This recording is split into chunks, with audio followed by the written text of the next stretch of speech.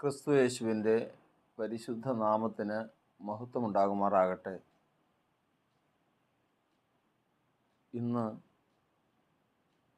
നാം ചിന്തിക്കുന്നത് ദൈവത്തിൻ്റെ നീതിയും രക്ഷപ്പെടുന്ന മനുഷ്യരും എന്ന വിഷയമാണ് നാം ചിന്തിക്കുന്നത്. ഈ ലോകത്തിൽ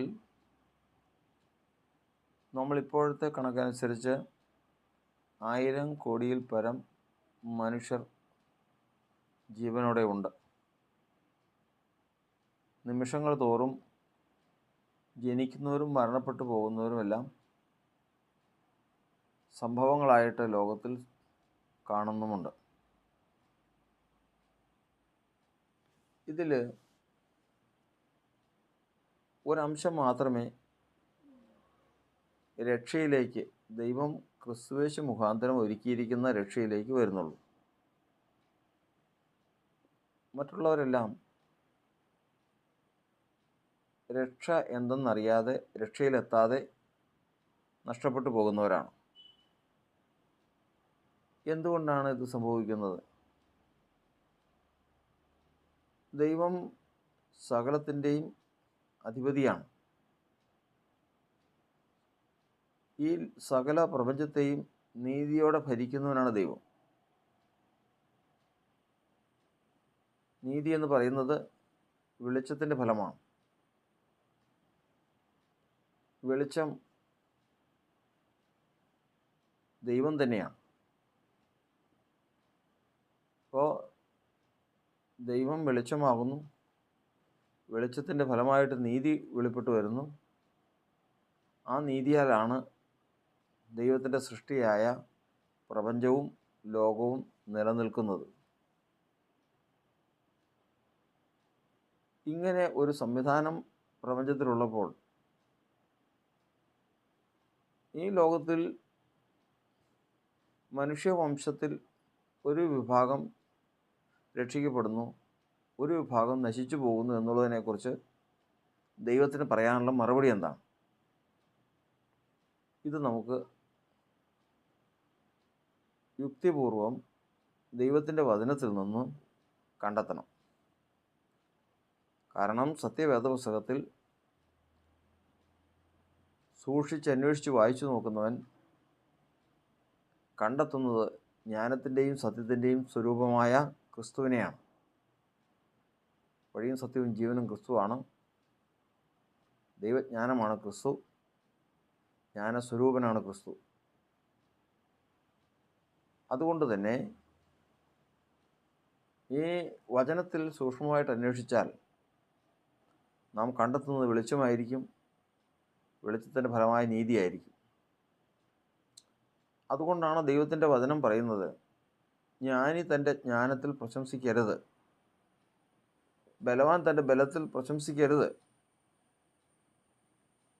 പ്രശംസിക്കുന്നവൻ യഹോവയായ ദൈവം ഭൂമിയിൽ നീതിയും ന്യായവും പ്രവർത്തിക്കുന്നു എന്നിങ്ങനെ ദൈവത്തെ തിരിച്ചറിയുന്നതിൽ പ്രശംസിക്കട്ടെ.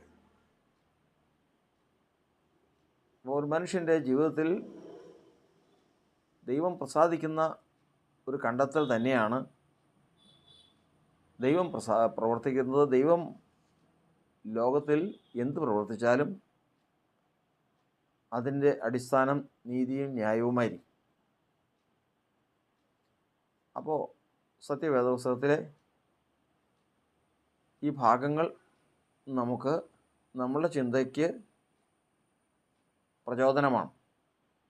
കാരണം ഇങ്ങനെ ചിന്തിക്കുന്നത് നമ്മുടെ ദൃഷ്ടിക്കും നമ്മുടെ അറിവിലും നല്ല കാര്യങ്ങളും കഷ്ടമുള്ള കാര്യങ്ങളും അതിദാരുണമായ കാര്യങ്ങളും സംഭവിക്കുന്നത് കാണുകയും കേൾക്കുകയും ചെയ്യുമ്പോൾ നമ്മളത് ചിലത് കണ്ടില്ല എന്ന് വയ്ക്കുന്നു, ചിലത് സഹിക്കുന്നു, ചില വിഷയങ്ങളോട് നാം അതിനോട് ചേർന്ന് ദുഃഖിക്കുന്നു, ചിലത് നമ്മളെ അസ്വസ്ഥതപ്പെടുത്തുന്നു. ഇങ്ങനെയുള്ള കാര്യങ്ങളെല്ലാം ഈ ലോകത്തിൽ നാം കാണുകയാണ്. ഇങ്ങനെ ലോകത്തിൽ കാണപ്പെടുന്ന ഈ കാര്യങ്ങൾ മുഴുവനും ദൈവത്തിൻ്റെ വചനം പറയുന്നത് ശ്രദ്ധിച്ച് മനസ്സിലാക്കിയതിന് ശേഷം ഇത് ദൈവത്തിൻ്റെ നീതിയിൽ നിന്ന് ഉരുത്തിരിഞ്ഞ് വന്നത് തന്നെയാണ് ആ പ്രവൃത്തിയും അനുഭവങ്ങളും. ലോകത്തിൽ ഏത് പ്രവൃത്തി നടക്കുന്നുണ്ടെങ്കിലും ദൈവം അറിയാതെയും ദൈവം സമ്മതിക്കാതെയും ദൈവം കൽപ്പിക്കാതെയും നടക്കുന്നില്ല. അത് ഏറ്റവും വലിയൊരു അറിവാണ്. കർത്താവ് കൽപ്പിക്കാതെ ആർ കൽപ്പിച്ചിട്ടാവുന്നു വല്ലതും സംഭവിക്കുന്നതെന്ന് വിലാപങ്ങളുടെ പുസ്തകത്തിൽ നമ്മൾ 3-ാം അധ്യായത്തിൽ പഠിക്കുന്നുണ്ട്. കർത്താവ് അറിയാതെ ഈ ലോകത്തിൽ ഒന്നും സംഭവിക്കുകയില്ല. നിങ്ങളുടെ തലയിൽ ഒരു മുടി പൊഴിയണമെങ്കിൽ അത് സ്വർഗസ്ഥനായ ദൈവം അറിഞ്ഞിരിക്കണം, സമ്മതിച്ചിരിക്കണം. അപ്പോൾ അറിവ്, സമ്മതം, കൽപ്പന എന്നീ 3 കാര്യങ്ങൾ ദൈവത്തിൽ നിന്ന് വന്നിട്ട് മാത്രമേ ഈ ലോകത്തിൽ എന്തെങ്കിലും സംഭവിക്കാൻ സാധിക്കുകയുള്ളൂ.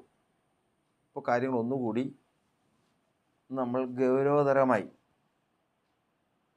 കാരണം ലോകത്തിൽ നടക്കുന്ന കാര്യങ്ങൾ മുഴുവനും ദൈവത്തിൻ്റെ നീതിക്ക് അടിസ്ഥാനപ്പെട്ടേ നടക്കൂ. ദൈവം അറിയാതെ ഒന്നും സംഭവിക്കുന്നില്ല, സമ്മതിക്കാതെ ഒന്നും സംഭവിക്കുന്നില്ല, കൽപ്പിക്കാതെ ഒന്നും സംഭവിക്കുന്നില്ല എന്നിങ്ങനെ സകല പ്രവൃത്തികളും സകല അനുഭവങ്ങളും ദൈവത്താൽ നിയന്ത്രിക്കപ്പെട്ടിരിക്കുന്നു എന്ന് നാം കാണുമ്പോൾ ഇതിനെക്കുറിച്ച് അന്വേഷിക്കുന്നവർക്ക് നിശ്ചയമായിട്ടും പ്രശംസിപ്പാൻ വകയുണ്ട് എന്നുകൂടി നമ്മൾ വചനത്തിൽ വായിക്കുമ്പോൾ കാര്യത്തിന് നമുക്ക് ഉത്സാഹം വർദ്ധിക്കാനിടയായിത്തീരുന്നു. നമുക്ക് അതിൻ്റെ വചനവും കൂടി ചിന്തയിലേക്ക് കിടക്കാം.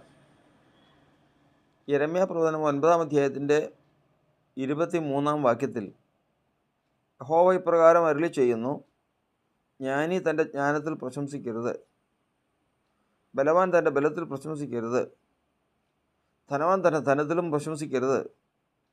പ്രശംസിക്കുന്നവനോ യഹോവയായ ഞാൻ ഭൂമിയിൽ ദയയും ന്യായവും നീതിയും പ്രവർത്തിക്കുന്നു എന്നിങ്ങനെ എന്നെ ഗ്രഹിച്ചറിയുന്നതിൽ തന്നെ പ്രശംസിക്കട്ടെ.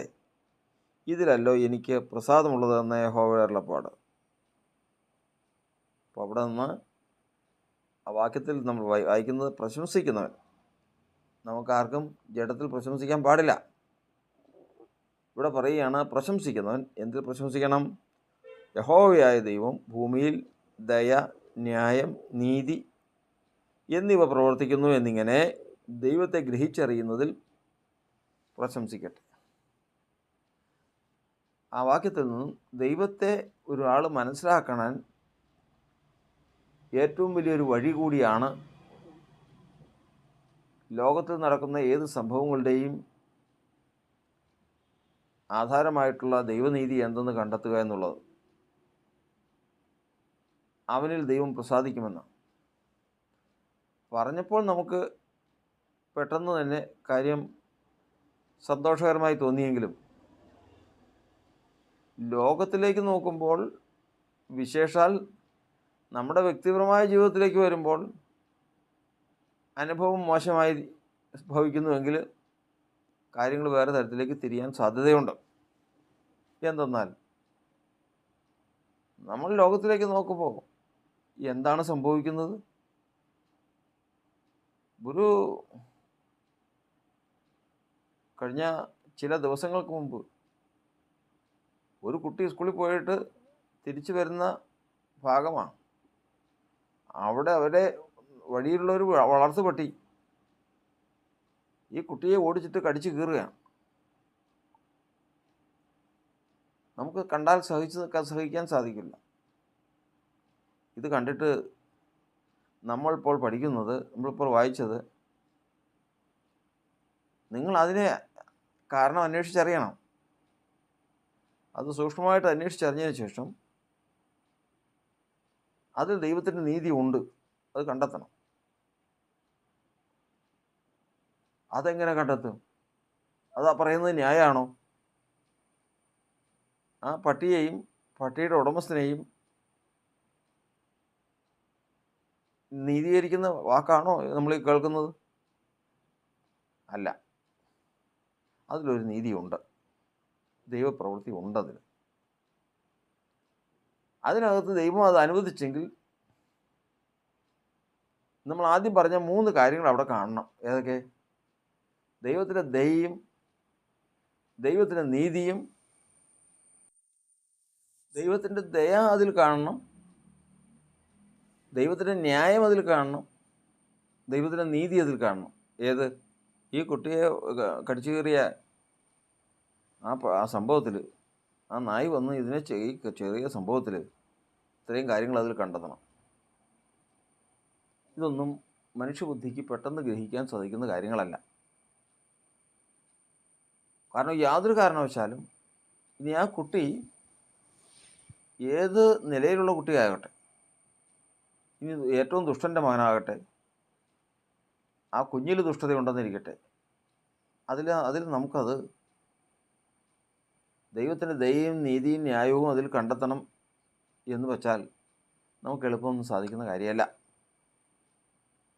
പക്ഷെ ഒരു കാര്യമുണ്ട്, വചനം പറയുന്നത് അതിൽ ദൈവത്തിൻ്റെ നീതിയും ന്യായവും, ദൈവത്തിൻ്റെ നീതിയും ന്യായവും അതിനകത്തുണ്ട്. അത് കണ്ടെത്തിയാൽ ദൈവം പ്രസാദിക്കും. അതിൽ മനുഷ്യർക്ക് പ്രശംസിക്കുകയും ചെയ്യാം. ഒരു സ്ഥലത്ത് ഒരു അക്രമം നടന്നാൽ ആ അക്രമത്തെ നോക്കിക്കൊണ്ട് ദൈവത്തിൻ്റെ നീതി, ന്യായം, ദയ ഇതിനകത്തുണ്ട് എന്ന് കണ്ടെത്തി കഴിഞ്ഞ് അവൻ തിരിച്ചു വന്നതിന് ശേഷം അവനെ പ്രശംസിക്കാം. എങ്ങനെ? ഇന്ന് ഞാൻ വഴിയാത്രയിൽ പോന്നപ്പോൾ ദാരുണമായ ഒരു കാര്യം ഞാൻ കണ്ടു.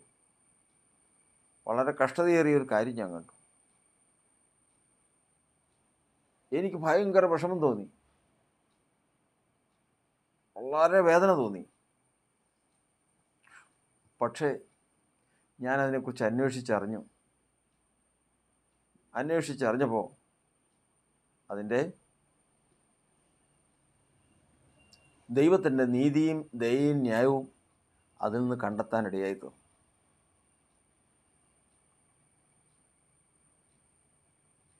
അതിൽ പ്രശംസിക്കാം, ദൈവം പ്രസാദിക്കും. അവിടെയാണ് ഒരു മനുഷ്യൻ്റെ ജീവിത വിജയം എന്നാണ് കർത്താവിൻ്റെ വചനം പറയുന്നത്. യൂദാ കർത്താവിന് വിട്ടുകൊടുത്തു. കർത്താവിൻ്റെ അടുക്കൽ വന്നിട്ടും അവൻ്റെ കളവ് വിട്ട് മാറിയിട്ടില്ല. അവൻ വളരെ ദ്രോഹിയായിരുന്നു. എളിയവനെയും മനം തകർന്നവനെയും മരണപര്യന്തം ഉപദ്രവിച്ചവനാണ്.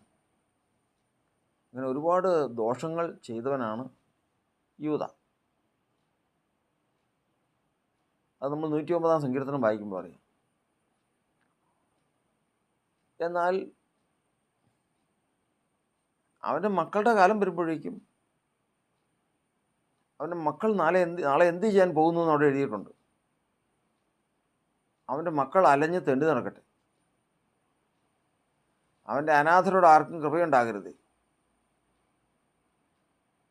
നമ്മൾ പുസ്തകം വായിച്ചു വിടാൻ കഴിയും. അതിൽ ദൈവത്തിൻ്റെ നീതി നമ്മുടെ ജീവിതത്തിൽ കണ്ടെത്തുക എന്നുള്ളത് പ്രയാസമാണ്. 3-4 കുട്ടികൾ കൂടി സ്കൂളിൽ പഠിക്കേണ്ട പ്രായത്തിലേക്ക് വരുന്നതേ ഉള്ളൂ. തിരിച്ചറിവാകാത്ത പിഞ്ചു കുഞ്ഞുങ്ങൾ കടലാസ് പെറുക്കി കരി വേഷത്തിൽ ടൗണിൽ കൂടി നടക്കുക. അങ്ങനെ നടക്കുന്ന സന്ദർഭത്തിൽ വൈകുന്നേരം ആകുമ്പോഴേക്കും അവർ ഭിക്ഷ തെണ്ടി കടലാസ് പെറുക്കി ഒക്കെയും അവരുടെ ഉപജീവനത്തിനുള്ള വൈകുന്നേരത്തേക്കും കിട്ടും. ഈ കിട്ടുന്ന കാശ് കൊണ്ട് പോയി ഭക്ഷണം മേടിച്ച് കഴിക്കാൻ അറിയാൻ പാടില്ല. ആ തിരിച്ചുവരവ് പോലും ആയിട്ടില്ല.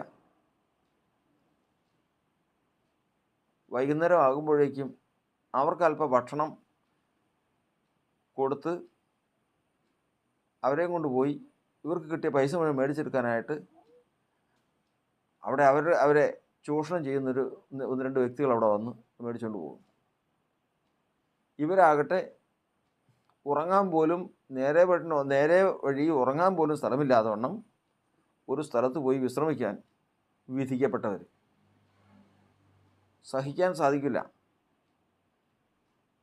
കരയാൻ പോലും അനുവാദമില്ലാത്ത മനുഷ്യജീവിതങ്ങൾ. സഹിക്കാൻ പറ്റില്ല. ഇത് കണ്ടിട്ട് ദൈവത്തിൻ്റെ വചനം പറയുന്നത്, അവൻ്റെ അനാഥരോട് ആർക്കും കൃപയുണ്ടാകരുതേ, അവൻ്റെ മക്കൾ അലഞ്ഞ് തെണ്ടി നടക്കട്ടെ, കടക്കാരൻ അവനുള്ളതൊക്കെയും കൊണ്ടുപോകട്ടെ. ഇതൊക്കെയും എഴുതി വച്ചിരിക്കുന്ന വിധികളാണ്. നമ്മൾ ആ കുട്ടികളുടെ അനുഭവത്തിലേക്ക് നോക്കുമ്പോൾ സഹിക്കാൻ പറ്റുന്നില്ല. ഇവർ ജനിക്കുന്നതിന് മുമ്പേ തന്നെ ഇവരുടെ തലമുറയിൽ ഏറ്റവും സമ്പുഷ്ടമായിരുന്നു, ഏറ്റവും ആരോഗ്യകരമായിട്ടിരുന്നുകൊണ്ട് തന്നിഷ്ടം പ്രവർത്തിക്കുകയും വഞ്ചന പ്രവർത്തിക്കുകയും സൽഗുണദ്വേഷികളായിട്ട് ജീവിക്കുകയും ദൈവത്തോട് ദ്രോഹം ചെയ്യുകയും ചെയ്യുന്ന ഒരു വ്യക്തിയെ നോക്കിക്കൊണ്ട് ഇതിനപ്പുറം നമ്മൾ പറഞ്ഞു തന്നിരിക്കും. അവനെ വെച്ചേക്കരുതെന്ന് പറഞ്ഞു, ഒരുപക്ഷെ പറഞ്ഞു തന്നിരിക്കും. പക്ഷെ ദൈവത്തിൻ്റെ വചനം അങ്ങനെ പറയുന്നില്ല. ദൈവത്തിൻ്റെ വചനം പറയുന്നത്, ഇന്ന് നീ ചെയ്യുന്നത് മുഴുവനും ന്യായവിധി നീതിയിലേക്ക് തിരിഞ്ഞു വരും. ന്യായവിധി നീതിയിലേക്ക് തിരിഞ്ഞു വരും. ഇന്ന് നീ ചെയ്യുന്നത് മുഴുവനും നാളെ നിൻ്റെ നേർക്കും നിൻ്റെ സന്തതിയുടെ പേർക്കും വരും. ആ സമയത്ത് അനേകർ ഈ കാഴ്ച കണ്ട് നിലവിളിക്കും. അനേകർ ഈ കാഴ്ച കണ്ട് അയ്യോ എന്ന് നിലവിളിക്കും. ഇന്നിത് പറയുന്നവർ, ഇവൻ ആ ശിക്ഷ പോരാന്ന് പറയുന്നവരുണ്ട്. അന്ന് ന്യായവിധി കാണുമ്പോൾ അയ്യോ ഇങ്ങനെ സംഭവിച്ചല്ലോ എന്ന് പറയുന്നവരും, അതൊരിക്കലും ഒരു ന്യായമല്ല എന്ന് പറയുന്നവരുമുണ്ട്. എന്നാൽ ദൈവത്തിൻ്റെ വചനം പറയുന്നത്, എഴുതപ്പെട്ട വിധി അവരുടെ മേൽ നടത്തേണ്ടതിന് തന്നെ എഴുതപ്പെട്ടു പോയതാണ്. നാം ജീവിക്കുന്ന ഈ രാജ്യത്ത്, ഈ രാജ്യം ഭരിക്കാനുള്ള ഒരു ഭരണഘടനയുണ്ട്. ഇവിടെ ജീവിക്കേണ്ട ഒരു രീതിയുണ്ട്. ഇതിൽ നിന്ന് മനുഷ്യൻ തെറ്റിയാൽ, അല്ലെങ്കിൽ ഈ ഭരണഘടനയ്ക്ക് വിരുദ്ധമായിട്ട് ആ മനുഷ്യൻ പ്രവർത്തിച്ചാൽ അതിന് കൊടുക്കേണ്ടുന്ന ശിക്ഷയും എല്ലാം എഴുതി വച്ചിരിക്കുക. ഇതാരുടെയും വ്യക്തിപരമായിട്ടുള്ള തീരുമാനമോ വ്യക്തിപരമായിട്ടുള്ള ആഗ്രഹമോ അല്ല. അത് എഴുതപ്പെട്ടു പോയി. ആ എഴുതപ്പെട്ടു പോയത് എടുത്ത് വായിക്കാൻ മാത്രമേ ജഡ്ജിക്കും അങ്ങനെയുള്ള വിധികർത്താക്കൾക്ക് സാധിക്കുകയുള്ളൂ. ഇന്നത് ചെയ്തു, സന്തോഷിച്ചു, അവനെ കൊണ്ടുപോയി വിസ്തരിച്ചു, കുറ്റക്കാരനെന്ന് തെളിഞ്ഞു, അവന് 39 അടി കൊടുത്തു. അടി കൊണ്ട് ശരീരം വികൃതമായപ്പോൾ, ശരീരത്തിൽ നിന്ന് രക്തമെടുത്തപ്പോൾ, കഷ്ടവും സങ്കടവും വന്നപ്പോൾ എല്ലാവർക്കും സങ്കടമായി. അയ്യോ അത് വേണ്ടായിരുന്നു. തെറ്റായത് ആരോടായി പറയുന്നത്? തെറ്റ് അത് വേണ്ടായിരുന്നു, കഷ്ടമായിപ്പോയി. ആ വക്കീല്, അവനെതിരെ വാദിച്ച വക്കീല്, അവൻ എന്ത് ദുഷ്ടനാണ്. അവനെ വിധിച്ച ജഡ്ജി, അവൻ എന്തു വരാനിരിക്കുന്നു. ഇതൊന്നും പറയണ്ട. ഇവരെല്ലാം എഴുതപ്പെട്ട വാക്കുകൾ, എഴുതപ്പെട്ട നിയമം ഇവിടെ നിവർത്തീകരിച്ചത് മാത്രമേ ഉള്ളൂ. ഇവനെ അടിച്ച ഒരു കുറ്റക്കാരല്ല, ഇവന് എതിരായി വാദിച്ച വക്കീൽ കുറ്റക്കാരനല്ല, ഇവനെ വിധിച്ച ജഡ്ജി കുറ്റക്കാരനല്ല, ഇവന് ഇത് വിധിക്കാൻ ആധാരമായിരിക്കുന്ന ന്യായപ്രമാണം ഭരണഘടന തെറ്റുകാരല്ല, ഈ ഭരണഘടന എഴുതിയവനും തെറ്റുകാരനല്ല. പിന്നെ തെറ്റാരേത്? തെറ്റ് അവൻ്റേത് തന്നെ. തെറ്റ്, പരിഹാരം, ശിക്ഷ. ഇത് വ്യവസ്ഥയാണ്. മനുഷ്യവംശം ഭൂലോകത്തിൽ നിലനിൽക്കണമെങ്കിലും, ലോകം നിലനിൽക്കണമെങ്കിലും, പ്രപഞ്ചത്തിൽ നീതി വെളിപ്പെടണമെങ്കിലും, ഇത് നടപ്പാകണമെങ്കിലും ഇത് ഉണ്ടായിരുന്നേ പറ്റൂ. ന്യായവിധി വരുമ്പോൾ അതിനെ നോക്കി ഒരു സ്ഥലത്ത് വലിയൊരു അപകടം നടന്നിരിക്കുക. വലിയൊരു അപകടം. ആ അപകടത്തിൻ്റെ കാരണങ്ങളൊന്നും നമ്മൾ കാര്യത്തിൻ്റെ മൂലം അത് ഇന്നതാണെന്ന് പറയേണ്ട കാര്യം നമുക്കില്ലാത്തതുകൊണ്ട് ഇപ്പോൾ അത് ഇവിടെ പറയുന്നില്ല. അവരുടെ കുടുംബത്തിൽ ഒരു മരണം നടന്നിരിക്കുക, കൂട്ടമരണം. 3 പേരുടെയാണെന്ന് തോന്നുന്നു, 3 2 പേരുടെ മരണമാണ്. കൊണ്ടുവന്ന് അവിടെ ഈ ഒരു കൊച്ചിൻ്റെ മരണം അതിൻ്റെ കൂടെ ഉണ്ടായിരുന്നു. അതിനെ കാണാനായിട്ട് അവൻ്റെ സ്കൂൾ മുഴുവൻ വന്നിട്ടുണ്ട്. അവിടെ കുട്ടിയെയും അവിടെ മരിച്ചവരെയും കൊണ്ടുവന്ന് ഇറക്കി ഇത് കാണാനായിട്ട് കുട്ടികളെയും വന്ന് ഇറങ്ങിയപ്പോൾ വലിയൊരു വിലാപം അവിടെ ഉണ്ടായി. നിയന്ത്രിക്കാൻ പറ്റാത്തൊരു വിലാപം ഉണ്ടായി. അപ്പോൾ അതിലേക്ക് നോക്കിക്കൊണ്ടൊരു വൃദ്ധനായ മനുഷ്യൻ പറഞ്ഞതാണ്, ദൈവം ഇത്രയ്ക്ക് ദുഷ്ടനാണോ? ആ മനുഷ്യൻ അവിടേക്ക് നോക്കി. ആ ന്യായവിധിയിൽ അവിടെ വന്ന ആ വിധിയിലേക്ക്, ആ അനുഭവത്തിലേക്ക് നോക്കി തൻ്റെ വായിൽ നിന്ന് വന്നതാ തോന്നും. എന്നാൽ ഇതിനെക്കുറിച്ച് യഥാർത്ഥത്തിൽ അറിയുന്ന, വചനപ്രകാരം അറിയുന്നവരുണ്ട്. അവരെ സംബന്ധിച്ച് അത് ആ വന്ന പ്രവൃത്തിയിൽ, ദൈവമേ, ഈ പ്രവൃത്തിയിൽ ദൈവത്തിൻ്റെ നീതിയും ദൈവത്തിൻ്റെ ന്യായവും ദൈവത്തിൻ്റെ ദയയുമുണ്ടല്ലോ, അത് കണ്ടെത്താനാണല്ലോ എന്നെ വെച്ചിരിക്കുന്നത്. ഇന്ന് ഇത്രയും വലിയ വിലാപം ഈ ഭവനത്തിൽ നടന്ന് കൂട്ട നിലവിളിയും തന്നെത്താൻ മുറിവേൽപ്പിക്കുന്നവരും ബോധം കെട്ട് വീഴുന്നവരും ദേശം മുഴുവൻ നടുങ്ങി വിലപിക്കുന്നതുമായ ഈ സമയത്ത് ഇത്ര ദോഷകരമായ ഈ സന്ദർഭത്തിൽ ദൈവത്തിൻ്റെ നീതി, ദൈവത്തിൻ്റെ ന്യായം, ദൈവത്തിൻ്റെ ദയ, അവിടെയാണ് അതിൻ്റെ വിഷയം. അതിൽ ദൈവത്തിൻ്റെ ദയയുണ്ടെന്ന് പറയുമ്പോൾ എന്താ സ്ഥിതി? ഈ 3 കാര്യങ്ങൾ ഞാൻ കണ്ടെത്തിയാൽ ദൈവം എന്നിൽ പ്രസാദിക്കും. മാത്രമല്ല, ഇത്രയും ഞാനിന്ന് ആ മരണ വീട്ടിൽ പോയിട്ട് ഇത്രയും വലിയ അപകടം ഞാൻ കണ്ടു, ഇത്ര വലിയ വിലാപം ഞാൻ കണ്ടു. എന്നാൽ എൻ്റെ ദൈവം അതിലുള്ള ദൈവത്തിൻ്റെ നീതിയും ദയവും ന്യായവും എന്തെന്ന് കണ്ടെത്താൻ എന്നെ സഹായിച്ചു എന്ന് പ്രശംസിക്കാം. ദൈവം അതിൽ പ്രസാദിക്കും. അതുകൊണ്ടാണ് ദൈവത്തിൻ്റെ വചനം പറയുന്നത്, ന്യായവിധി നീതിയിലേക്ക് തിരിഞ്ഞു വരും, പരമാർത്ഥ ഹൃദയമുള്ളവരൊക്കെയും അതിനോട് യോജിക്കും. ഇന്ന് തൻ്റെ ജീവിതം വെളിപ്പെടാൻ അവസരം കിട്ടിയപ്പോൾ ചെയ്യാവുന്ന ദുഷ്ടത മുഴുവൻ ചെയ്തു, കഴിയുന്നവരെ മുഴുവനും ഉപദ്രവിച്ചു, യാതൊരു ദയയും ദാക്ഷിണ്യവും ഇല്ലാതെ എല്ലാവരോടും പെരുമാറി. അനേകർ ഇവൻ ഒന്ന് നശിച്ചെങ്കിൽ, ഇവൻ്റെ മേൽ ന്യായവിധി ഒന്ന് ഇവനും എൻ്റെ കുടുംബവും ഇല്ലാതെ പോയെങ്കിൽ എന്ന് ആഗ്രഹിച്ച് പറഞ്ഞു. പക്ഷേ ദൈവത്തിൻ്റെ വചനത്തിന് അങ്ങനെയുള്ള ഒരു വൈകാരികതയില്ല. ദൈവത്തിൻ്റെ വചനമെന്ന് പറയുന്നത് അതിൽ നീതിക്കും ന്യായത്തിനും അടിസ്ഥാനപ്പെട്ടതാണ്. അത് വെളിച്ചത്തിൽ നിന്ന് വരുന്നതാണ്, അത് ദൈവത്തിൽ നിന്ന് വരുന്നതാണ്. ദൈവം വെളിച്ചമാകുന്നു, വെളിച്ചത്തിൻ്റെ ഫലമാണ് നീതി, ന്യായം.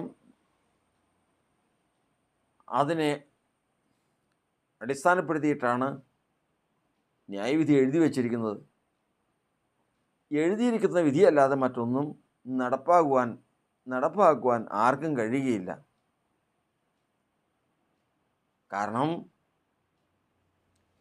വചനത്തിൽ നമ്മൾ പഠിക്കുന്നത് വിലാപങ്ങളുടെ പുസ്തകത്തിൽ എഴുതിയിരിക്കുന്നത് മനസ്സോടെ അല്ലല്ലോ അവൻ മനുഷ്യപുത്രന്മാരെയൊക്കെയും ദണ്ഡിപ്പിക്കുന്നത്.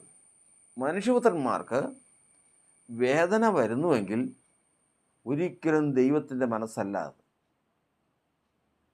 ഈ പറഞ്ഞിരിക്കുന്ന നാം കേട്ടത് പ്രകാരമുള്ള ഈ ശിക്ഷ ഈ ശിശുക്കൾക്കും നിരപരാധികളായിട്ടും തോന്നുന്നവർക്കും എല്ലാം വരുന്ന ഈ ശിക്ഷ ഒരിക്കലും ദൈവം ആഗ്രഹിച്ചതല്ല. അത് വരുത്തുവാൻ ആഗ്രഹം ദൈവത്തിനില്ലതാനും. പിന്നെ അവിടെ ആദ്യം പറഞ്ഞതുപോലെ ആ മനുഷ്യനെ ദണ്ഡിപ്പിക്കുന്ന 39 അടി അടിക്കുന്ന ആ ചേവകൻ, അതിന് വിധിച്ച ജഡ്ജി,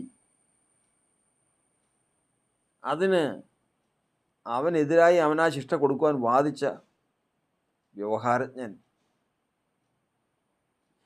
ഈ എഴുതിയിരിക്കുന്ന ന്യായവിധി എഴുതിയ ദൈവം, ഇതിൽ ആര് തെറ്റുകാരാണ്? തല്ലിയവൻ തെറ്റുകാരനാണോ? അവനവൻ്റെ ഡ്യൂട്ടി ചെയ്യുന്നു. അവനവൻ്റെ ഡ്യൂട്ടി ചെയ്യുന്നു. ജഡ്ജി തെറ്റുകാരനാണോ? എഴുതിയിരിക്കുന്നത് വായിക്കും. വക്കീൽ തെറ്റുകാരനാണോ? പുസ്തകത്തിൽ എഴുതിയതും അവൻ്റെ ജീവിതവുമായിട്ട് താരതമ്യപ്പെടുത്തി ഉള്ള കാര്യങ്ങൾ അവൻ വാദിച്ചു എന്ന് മാത്രമേ ഉള്ളൂ. വചനം തെറ്റാണോ? വചനം തെറ്റുകാരനാണോ? അതെങ്ങനെ തെറ്റുകാരനാവണേ? പാപം ചെയ്യുന്ന ദേഹി മരിക്കും എന്ന് എഴുതി വെച്ചതുപോലെ തന്നെ ഓരോരോ ശിക്ഷയ്ക്കും ഓരോരോ തെറ്റിനും ശിക്ഷ എഴുതി വച്ചിരിക്കുന്നത് നീതിയിൽ നിന്നാണ്. പ്രപഞ്ചവും ലോകവും നിലനിൽക്കണമെങ്കിൽ അത് ആവശ്യമാണ്. അതുകൊണ്ടാണ് അത് എഴുതി വച്ചിരിക്കുന്നത്.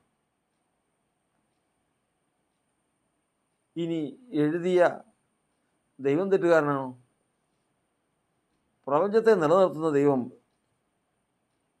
നീതിയാൽ ഇതിനെ നിലനിർത്തുമ്പോൾ ആ നീതി പ്രതിഫലിക്കുന്ന ദൈവത്തിൻ്റെ ന്യായപ്രമാണികമായിട്ട് എഴുതി വെച്ചെങ്കിൽ ദൈവം എങ്ങനെ തെറ്റുകാരനാവും? പിന്നെ ആര് തെറ്റുകാരൻ? ഈ കർമ്മം ചെയ്തവനാര്? അവൻ തന്നെ തെറ്റുകാരൻ. ഈ കർമ്മം ചെയ്യാതിരിപ്പാൻ ദൈവം അവനെ വിലക്കിയോ? നിശ്ചയമായിട്ടും വിലക്കി. നിശ്ചയമായിട്ടും ഏത് തെറ്റിനു മുൻപും ദൈവം മുന്നറിയിച്ചിട്ടുണ്ട്. പാടില്ല, ആപത്ത് വരുന്നു. കയീനോട് പറഞ്ഞതുപോലെ, കയീനെ, പാപം നിൻ്റെ വാതിക്കൽ കിടക്കുന്നു, അതിൻ്റെ ആശ നിന്നോടാകുന്നു, നീയോ അതിനെ ജയിക്കണം, കീഴടങ്ങിപ്പോകരുത്. ദാവീദിനോട് പറഞ്ഞു, അരുത്, നീ എന്നെ നിരസിച്ച് ഹിത്യനായ ഊരിയാവിൻ്റെ ഭാര്യയെ എടുത്തു. ദൈവം അരുതെന്ന് പറഞ്ഞതാണ്, ദൈവത്തെ നിരസിച്ചു. ചിലർ നല്ല മനസ്സാക്ഷി തള്ളിക്കളഞ്ഞിട്ട് അവരുടെ വിശ്വാസക്കപ്പൽ തകർന്നുപോയി. നാം ദൈവത്തിൻ്റെ മക്കളെന്ന് ദൈവത്തിൻ്റെ ആത്മാവും നമ്മുടെ ആത്മാവോട് കൂടി സാക്ഷ്യം പറയുന്നു. ലോകത്തിൽ തന്നെ ഇങ്ങനെ ഒരു സംഭവം ഉണ്ട്. അത് വിശ്വാസികളായാലും ജാതികളായാലും യവനനായാലും ബർബരനായാലും ഏത് നിലയുള്ള മനുഷ്യനായിരുന്നാലും അവനെ പാപത്തിലേക്ക് തിരിയാതിരിപ്പാൻ, പാപം ബോധം വരുത്താൻ, പാപത്തിന് മുൻപും പാപം ചെയ്യുമ്പോഴും പാപത്തിന് ശേഷവും മരിക്കുന്നതിന് മുൻപെങ്കിലും അവൻ തൻ്റെ പാപം വിട്ടൊഴിഞ്ഞ് ദൈവത്തിൻ്റെ മുമ്പാകെ നീതീകരിക്കപ്പെട്ടവനായി പോകാൻ ദൈവം പരിശ്രമിക്കുന്ന പരിശ്രമം കണ്ടെത്തി അവനിൽ പ്രശംസിക്കുന്നവനാണ് ദൈവത്തിൻ്റെ ദാസൻ, ദൈവത്തിൻ്റെ പൈതൽ. ഇന്ന് ഭക്തന്മാരുടെ ഇടയിൽ തന്നെ ലോകത്തിൽ സംഭവിക്കുന്ന ആ കൃത്യമായ സംഭവത്തെ മാത്രം നോക്കി ദൈവത്തിൽ അനീതി ആരോപിക്കുന്ന ഹൃദയങ്ങളുള്ളവരായി അനേക ജീവിതങ്ങൾ മുൻപോട്ട് പോകുന്നു. എന്നാൽ ദൈവത്തിൻ്റെ വചനം പറയുന്നത് ആരാച്ചാര് തെറ്റുകാരനല്ല, അവൻ്റെ ജോലി ചെയ്യുന്നു. വിധി കർത്താവ് തെറ്റുകാരനല്ല, അവൻ എഴുതിയിരിക്കുന്നു വിധിക്കുന്നു.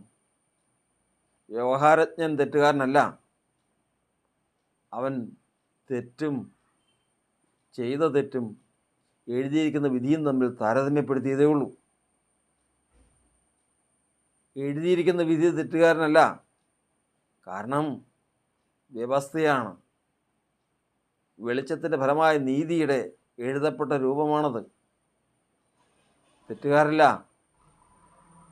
എഴുതിയ ദൈവം തെറ്റുകാരനല്ല, കാരണം ലോകം നിലനിൽക്കുന്നത് നീതിയും ന്യായവും അവൻ്റെ സിംഹാസനത്തിൻ്റെ അടിസ്ഥാനമാകുന്നു. ആ അടിസ്ഥാനത്തിൽ നിന്നുകൊണ്ടാണ് ഇതെല്ലാം ചെയ്തത്. ആരും തെറ്റുകാരല്ല. തെറ്റുകാരെന്ന് പറയുന്നത് അത് ചെയ്തവൻ. അത് ചെയ്യാതിരിപ്പാൻ അവനെ തടുത്തില്ല എങ്കിൽ, അവന് അതിനെക്കുറിച്ച് ബോധം വരുത്തി അവനെക്കുറിച്ച് മുൻപേ സൂചിപ്പിച്ചില്ല എങ്കിൽ, ശരി, ദൈവം തെറ്റുകാരൻ. അതിനു മുമ്പേ നിശ്ചയമായിട്ടും അറിയിച്ചിട്ടുണ്ട്, അതറിയിക്കുകയും ചെയ്യും. പാപബോധം വരുത്തുവാൻ ദൈവം സദാസമയം മാനവരാശിയിൽ പ്രവർത്തിച്ചുകൊണ്ടിരിക്കുന്ന പ്രവൃത്തിയാണ്. അതുകൊണ്ട് വചനം പറയുന്നത് ജ്ഞാനം, ബലം, ധനം, ഇതിലൊന്നിലും മനുഷ്യൻ പ്രശംസിക്കരുത്. ജ്ഞാനി തൻ്റെ ജ്ഞാനത്തിലും, ബലവാൻ തൻ്റെ ബലത്തിലും, ധനവാൻ തൻ്റെ ധനത്തിലും പ്രശംസിക്കരുത്. പ്രശംസിക്കാനൊരു വഴി ബുദ്ധിമുട്ടാണ്. എങ്കിലും യഹോവയായ ദൈവം ഭൂമിയിൽ നീതിയും ന്യായവും ദയയും പ്രവർത്തിക്കുന്നു എന്നിങ്ങനെ ദൈവത്തെ തിരിച്ചറിയുന്നതിൽ തന്നെ പ്രശംസിക്കട്ടെ. അവന് ദൈവത്തിൻ്റെ പ്രസാദം ലഭിക്കും. ദൈവം പ്രസാദിക്കുന്ന അവനില്ല. ഇനി അങ്ങനെ ലോകത്ത് നടക്കുന്ന സകല കാര്യങ്ങളിലും ദൈവത്തിൻ്റെ ദയയും ന്യായവും നീതിയും കണ്ടെത്താൻ ഞാൻ തയ്യാറെടുത്തിരിക്കുന്നു എന്ന് പറഞ്ഞ് ഇറങ്ങിത്തിരിക്കുമ്പോഴാണ് പ്രായോഗിക ബുദ്ധിമുട്ടറിയുന്നത്.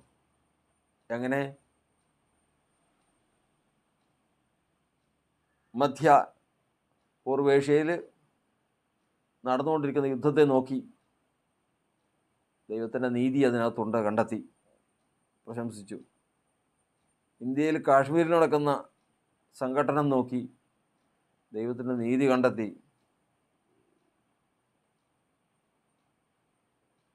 വടക്കൻ കേരളത്തിൽ ഒരു കുഞ്ഞ് അനുഭവിക്കേണ്ടി വന്ന വേദന, കഷ്ടത കേട്ടു, അതും അന്വേഷിച്ചറിഞ്ഞ് അത് കണ്ടെത്തി. ദൈവത്തിൻ്റെ നീതിയും ന്യായവും ദൈവം അതിൽ കണ്ടെത്തി.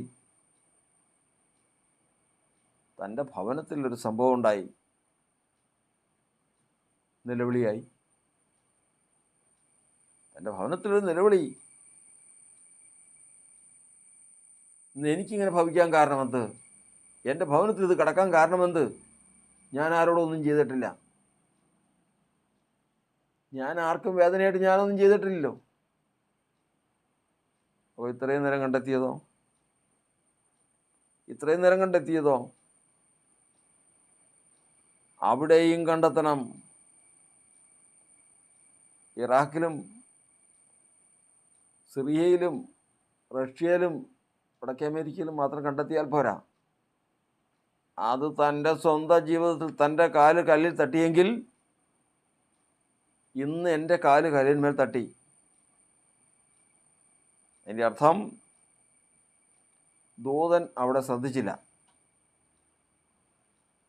ദൂതൻ തെറ്റുകാരനാവില്ല. കാരണം ദൈവത്തിന് മുമ്പാകെ വിറയ്ക്കുന്നവരാണ് ദൂതന്മാർ. ദൈവത്തെ ഭയപ്പെട്ട് ദൈവത്തിന് നീതി പ്രവർത്തിക്കുന്നവരാണ്.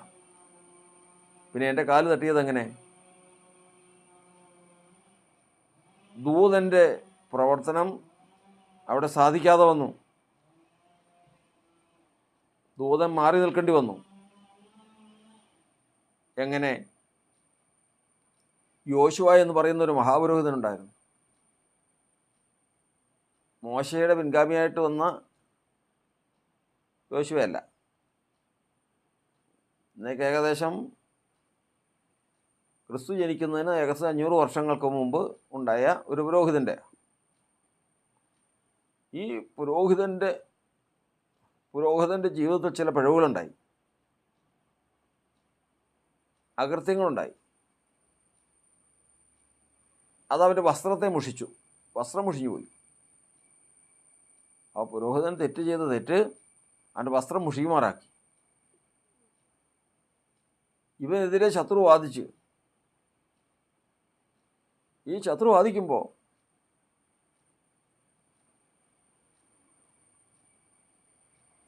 പുരോഹിതന് ദൈവം ദൂതനെ കൊടുത്തിട്ടുണ്ട്. ആ ദൂതൻ മാറി നിൽക്കുക. സക്കറിയാപ്രവചനം 3-ാം അധ്യായത്തിലുള്ള ഭാഗങ്ങളാണ്. ദൂതൻ മാറി നിൽക്കുന്നു. എതിരാളിയായ സാത്താൻ വലത്തുഭാഗത്ത് നിൽക്കുന്നു. യോശുവ എന്ന മഹാപുരോഹിതൻ വസ്ത്രം മുഷിഞ്ഞവനായി നിൽക്കുന്നു. വാദിക്കുകയാണ്. വക്കീൽ വാദിക്കുന്ന പോലെ വാദിക്കുകയാണ്. നമ്മൾ ആദ്യം പറഞ്ഞല്ലോ, ഇതിൽ 1-2 ആളല്ല എഴുതിയിരിക്കുന്ന വിധി. വിധിക്കുന്നവൻ, വ്യവഹാരജ്ഞൻ, ശിക്ഷിക്കപ്പെടുന്നവൻ, ശിക്ഷയ്ക്ക് വിധിച്ചവൻ, ഇങ്ങനെ അനവധി കാര്യങ്ങൾ ഇതിലുണ്ട്. ഇതിലാര് തെറ്റുകാർ? വസ്ത്രമാണോ തെറ്റുകാര്? വസ്ത്രം മുഷിഞ്ഞിരിക്കുന്നു. വാദിക്കുന്ന സാത്താനാണോ തെറ്റ്? ഉള്ളതാ പറയുന്നത്. വസ്ത്രം മുഷിഞ്ഞിരിക്കുന്നു, അകൃത്യമുണ്ട് അവൻ്റെ കയ്യിൽ. ദൂതൻ മാറി നിൽക്കുന്നു. ദൈവം അവനെ രക്ഷിച്ചു. ദൈവത്തിൻ്റെ പരമ ശക്തി കൊണ്ട്, ദയ കൊണ്ട് അദ്ദേഹത്തെ രക്ഷിച്ചോട്ട് പോന്നു. ഇപ്പോൾ നമ്മൾ അത്രയും ചിന്തിച്ചാൽ മതി. എന്തായിരുന്നാലും നമ്മളിപ്പോൾ ദൂതൻ്റെ കാര്യം, എൻ്റെ കാല് കല്ലിന്മേൽ തട്ടി,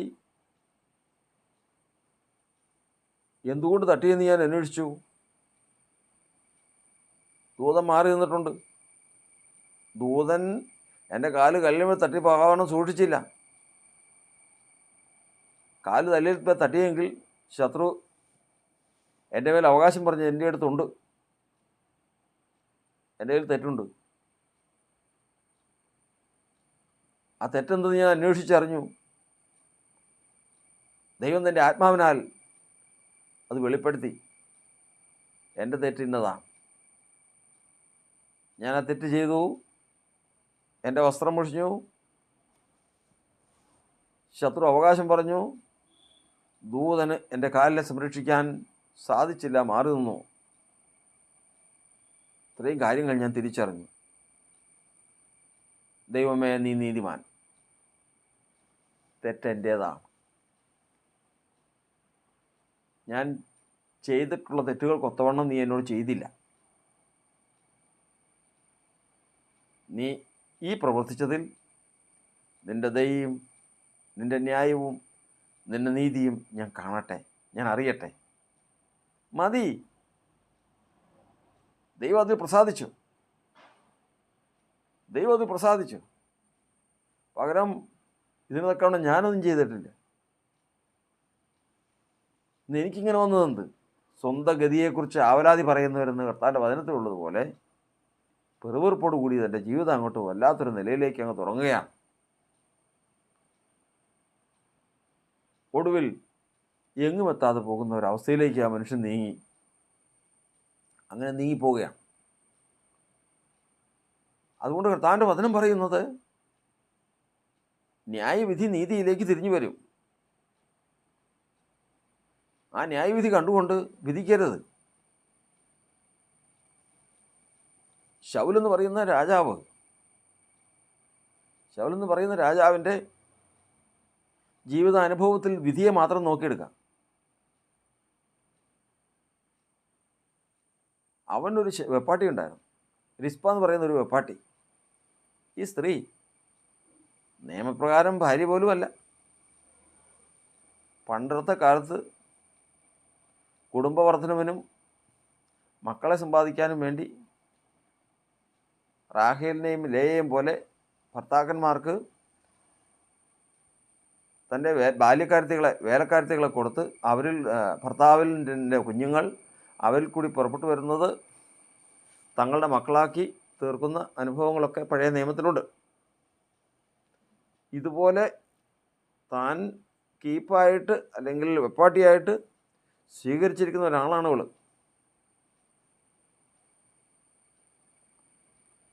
ദേശത്ത് ശൗൽ മരിച്ചു, അവർ പോയി. ശൗലിൻ്റെ മക്കൾ മരിച്ചു, കുടുംബം നശിച്ചു, ആരുമില്ല. മെഫീബോശത്ത് മാത്രം എഴുപ്പുണ്ട്. ദേശത്ത് ഭയങ്കരമായിട്ട് ക്ഷാമം ഉണ്ടായപ്പോൾ ദാവീദിൻ്റെ ഭരണകാലമാണ്. ദാവീദ് ദൈവത്തോട് ചോദിച്ചു, എന്താണ് ദൈവമേ ഈ ദേശത്ത് ഇങ്ങനെ തുടർച്ചയായിട്ട് ഒരു കാരണമില്ലാതെ ഈ ക്ഷാമം വരാൻ കാരണം എന്താ? നമ്മൾ ആദ്യം പഠിച്ചതുപോലെ ഇന്ന് ഈ ക്ഷാമമുണ്ട് എങ്കിൽ, ഇന്ന് ഇസ്രായേൽ ദേശത്ത് ഇങ്ങനെ ഒരു ക്ഷാമം വന്നിട്ടുണ്ടെങ്കിൽ ഈ ക്ഷാമത്തിൽ ഈ 3 കാര്യങ്ങൾ കണ്ടെത്തണം: ദൈവത്തിൻ്റെ നീതി, ദൈവത്തിൻ്റെ ദയ, ദൈവത്തിൻ്റെ ന്യായം. ഈ 3 കാര്യങ്ങൾ കണ്ടെത്തണം. ദാവീദ് ഈ ദേശത്ത് ഭവിച്ച ഈ ക്ഷാമത്തിലും ഈ വരൾച്ചയിലും കാരണം എന്താ അന്വേഷിച്ചപ്പോഴാണ് മനസ്സിലായത്,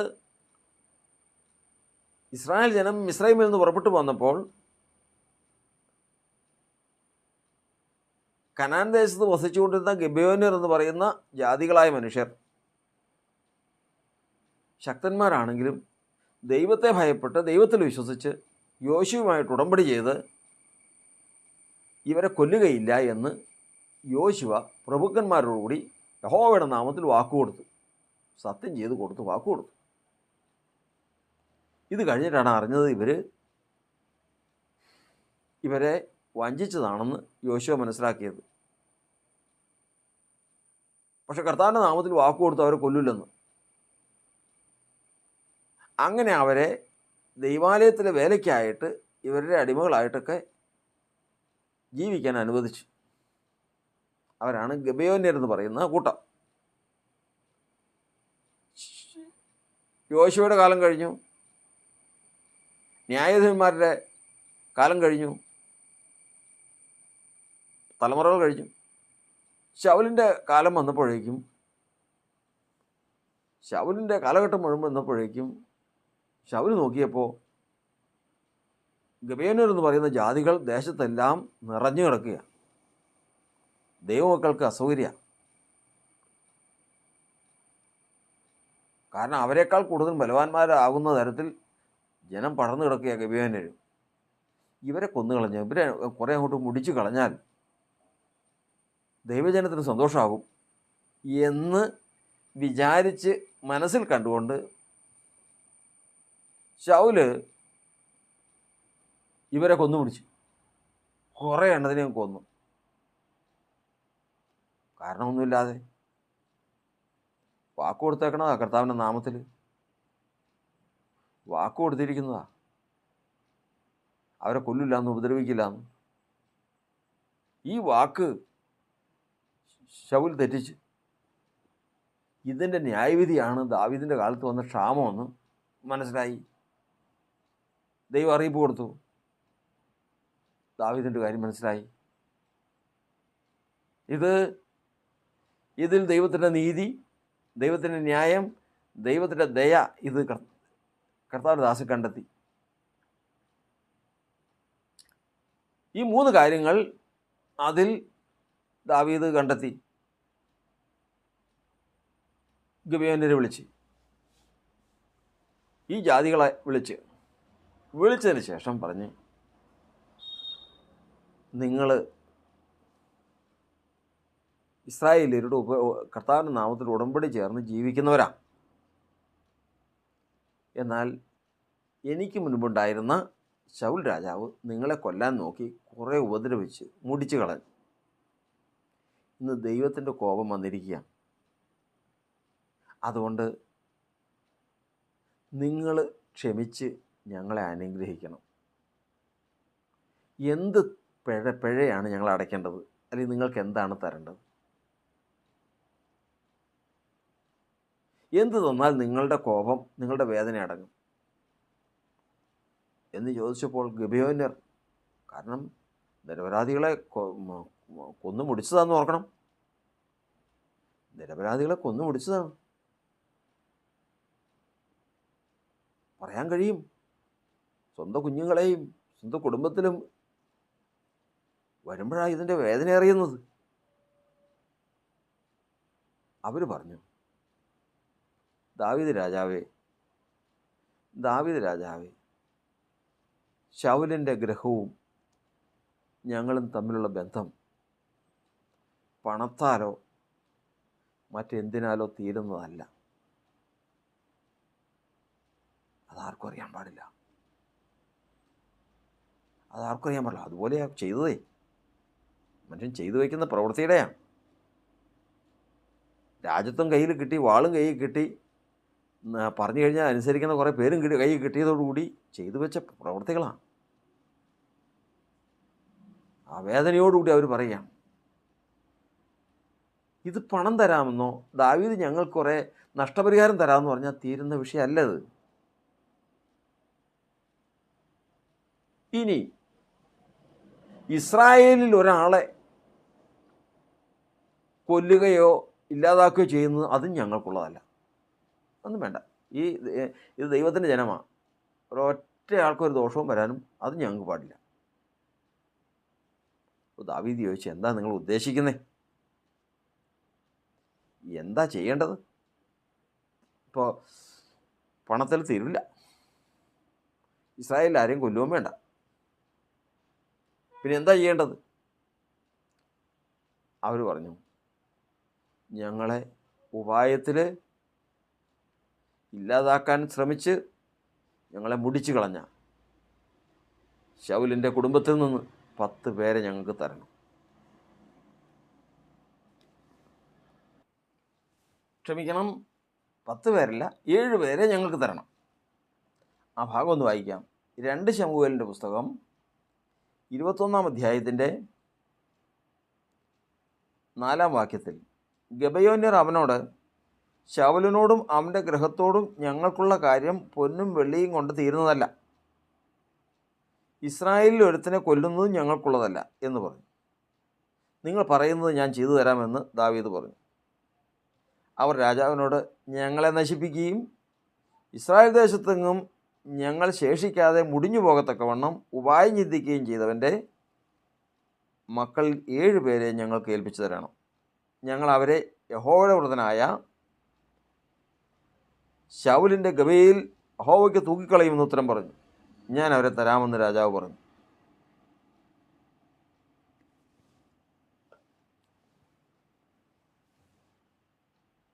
ദാവീദ് രാജാവ് പറഞ്ഞു, നിങ്ങൾക്ക് 7 പേരെയല്ലേ വേണ്ടത്, ഞാൻ തരാം. അങ്ങനെ അന്വേഷിച്ച് ചെന്നപ്പോൾ ഒന്നുമില്ല, എല്ലാം കഴിഞ്ഞു. അങ്ങനെ നോക്കുമ്പോൾ ശൗലിൻ്റെ മകൻ യോനാഥാന് ഒരു മകനുണ്ട്.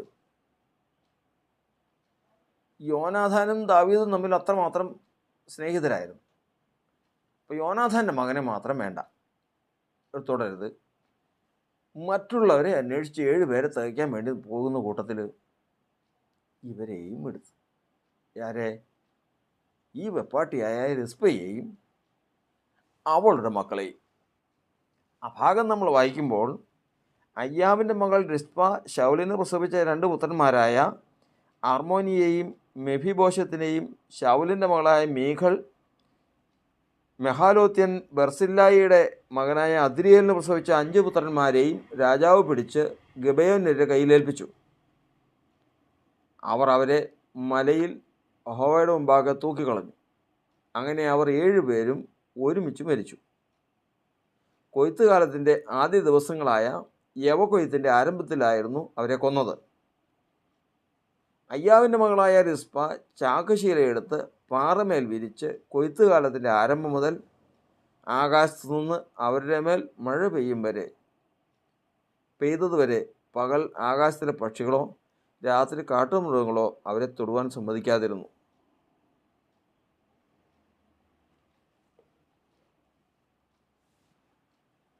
ഇതൊന്നും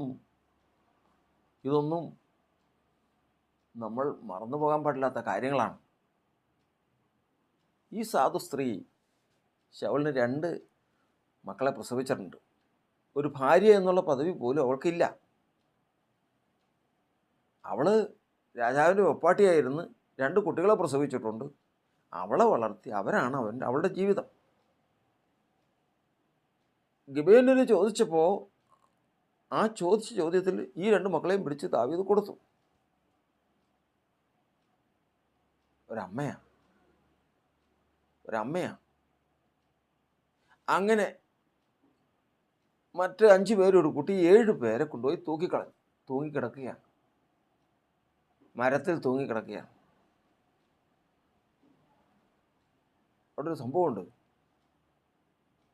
പകൽ സമയത്ത് റാജൻ പക്ഷികൾ വരും, ശവം തിന്നുന്ന പക്ഷികൾ.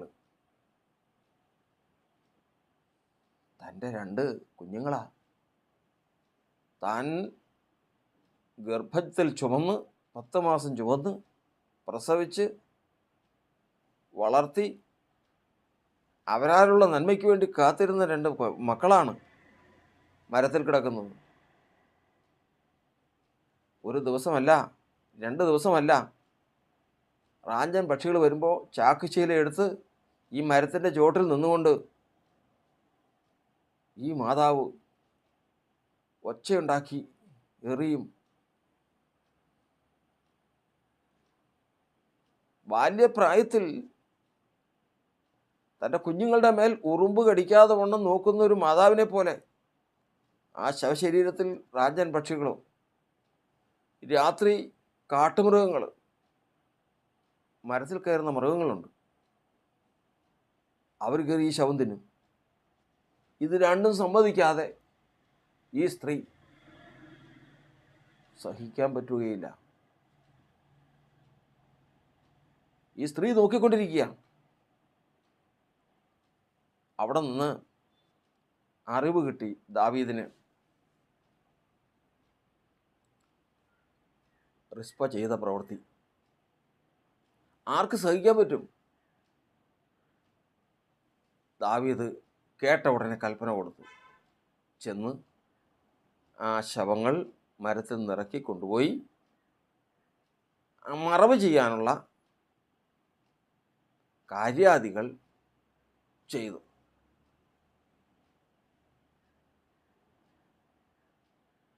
ദൈവത്തിൻ്റെ വചനം നമ്മളൊന്ന് കഥാരൂപത്തിൽ പഠിക്കുക. ആ സംഭവത്തെ നമ്മളൊന്ന് ഒരു ചിത്രീകരണത്തിൽ കൂടി എഴുതി വെച്ചത് വായിക്കുക. സന്ദർഭം ഓർത്തുകൊള്ളണം. വചനം നമ്മെ പഠിപ്പിക്കുന്നത് ആ സ്ത്രീയെ നോക്കിക്കൊണ്ട്, ആ സ്ത്രീ ചെയ്യുന്ന പ്രവൃത്തിയെ നോക്കിക്കൊണ്ട്, ആ മരത്തിൽ കിടക്കുന്ന നിരപരാധികളായ ആ ശരീരത്തെ നോക്കിക്കൊണ്ട്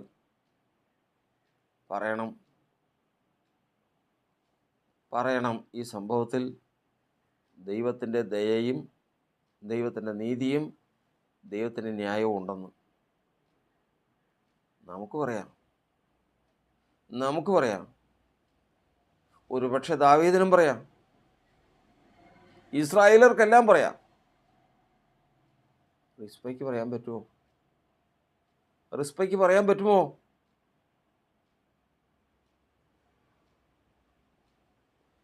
ദൈവത്തിൻ്റെ വചനം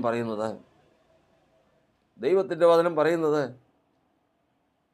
ഒരു സാക്ഷാൽ ഇസ്രായേല്യൻ, ഒരാത്മീക യഹൂദന് സാധിക്കും ഞാൻ ഇന്ന് ഈ അനുഭവിക്കുന്നതിൽ ദൈവത്തിൻ്റെ നീതിയും ന്യായവും ദയയും ഉണ്ട്. സങ്കടമുണ്ട്, പ്രയാസമുണ്ട്, അതുപോലെ മനുഷ്യ ജീവിതമാണ്.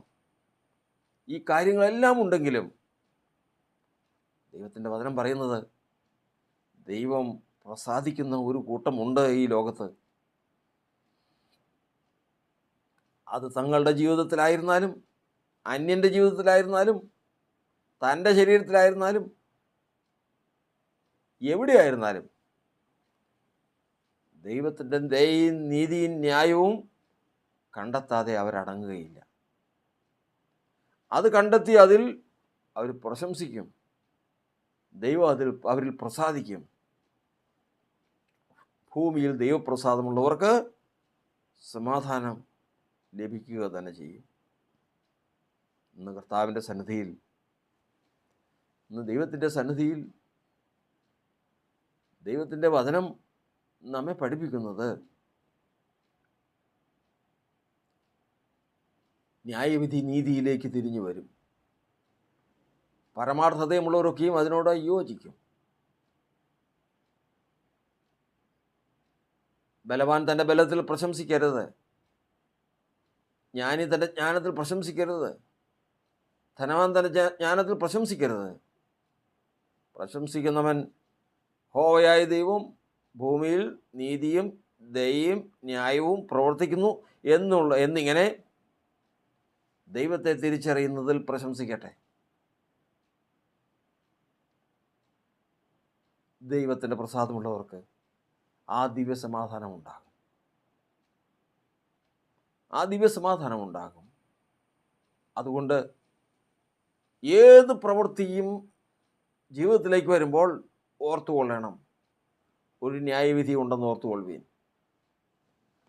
ഇന്ന് എനിക്കിത് ചെയ്യാൻ അവസരം വന്നിരിക്കുന്നു, ഞാൻ ചെയ്യുന്നു. എന്നാൽ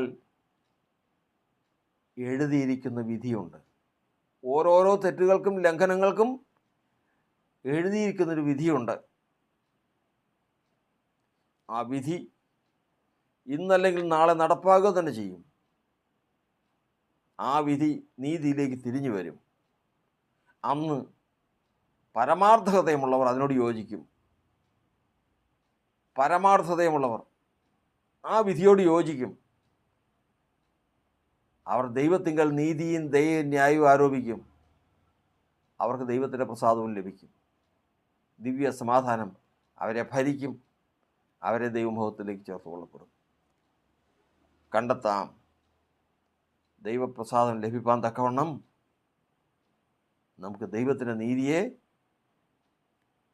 ലോകത്തിലുള്ള സകല അനുഭവങ്ങളിലും കണ്ടെത്തുവാൻ ദൈവത്തിൻ്റെ പരിശുദ്ധാത്മാവ് നമ്മെ സഹായിക്കുമാറാകട്ടെ.